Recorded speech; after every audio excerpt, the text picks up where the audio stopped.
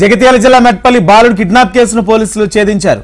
అక్కస్తో కలిసి 2 ఏళ్ల బాలుడు రోడ్డు మీద వెళ్తున్నాడని అటుగా బైక్ పై వచ్చిన కిడ్నాపర్ అక్కని ఏమార్చి బాలుడిని బైక్ పై ఎక్కించుకుని ఉడాయించాడు. అయితే తమ్ముడిని ఎత్తుకు వెళ్లడం గమనించిన అక్క కేకలు వేస్తూ తన పేరెంట్స్ కు సమాచారం ఇచ్చింది.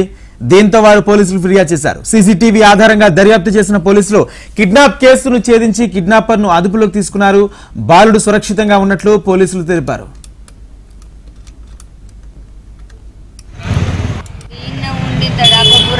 దొరికినాడు లేకపోతే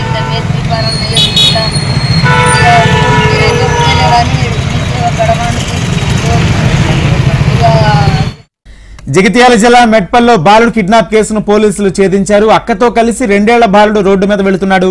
అటుగా బైక్ పై వచ్చిన కిడ్నాపర్ అక్కను ఏమార్చి బాలుడిని బైక్ పై ఎక్కించుకుని ఉడాయించాడు. అయితే తమ్ముడిని ఎత్తుకు వెళ్లడం గమనించిన అక్క కేకలు వేస్తూ తన పేరెంట్స్ కు సమాచారం ఇచ్చింది. దీంతో వారు పోలీసులకు ఫిర్యాదు చేశారు.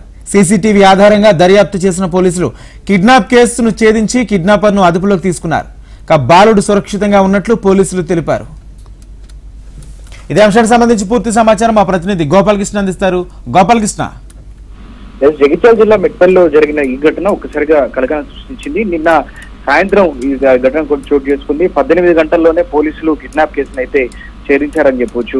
కిడ్నాప్ కు వ్యవహరించినటువంటి తీరంతా కూడా సీసీ కెమెరాల్లో రికార్డ్ అవ్వడం, కిడ్నాపర్ వచ్చినటువంటి బైక్ నెంబర్ తో సహా అంతా రికార్డ్ అవ్వడంతో కిడ్నాప్ ని ఛేదించడం చాలా ఈజీగా మారిందని చెప్పుకోవచ్చు. ఏదేమైనా పిల్లలు బయటకు వచ్చిన తర్వాత తనను ఏమార్చి తన తమ్ముడిని తీసుకెళ్తున్నటువంటి సమయంలో బాలుడి అక్క వ్యవహరించినటువంటి తీరు సమయస్ఫూర్తితో కొంత పోలీసులకు వేగంగా సమాచారాన్ని అందించడానికి ఉపయోగపడిందని చెప్పుకోవచ్చు.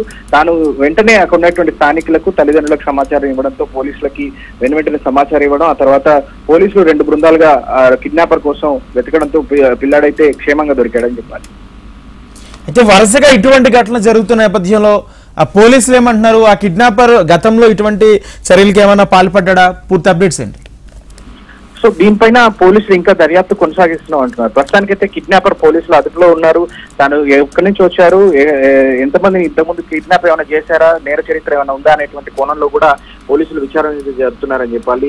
అలాగే ఈ కిడ్నాప్ల వ్యవహారంలో ఎక్కువగా మహారాష్ట్రకు సంబంధించినటువంటి ముఠాలు తెలంగాణ సరిహద్దు ప్రాంతాలు అంటే నిజామాబాద్ కావచ్చు, కరీంనగర్ కావచ్చు, ఇలాంటి ఆదిలాబాద్ కావచ్చు, ఇలాంటి ప్రాంతాల్లో తిరుగుతున్నట్టుగా అయితే గతంలో పోలీసులు తమ నిఘాలో వర్గాల్లో వచ్చినటువంటి సమాచారం మేరకు పోలీసులు కొంత నిర్ధారించుకున్నారు. కానీ అలాంటి ముఠాలు ఇప్పటికీ ఈ కాలంలో అంటే గత 6 నెలల కాలంలో అయితే ఎక్కడ కిడ్నాప్ కు పాల్పడలేదు. సో ఇది వారి పని కాదనేటువంటి ఒక నిర్ధారణకైతే వచ్చారు. కానీ ఈ కిడ్నాపర్ ఎక్కడి నుంచి వచ్చారు, ఎందుకోసం కిడ్నాప్ చేయాల్సి వచ్చింది, కుటుంబ కలహాలు కూడా ఏమైనా ఉన్నాయా ఇందులో అనేటువంటి విషయాన్ని కూడా పోలీసులు దర్యాప్తు చేస్తున్నారు.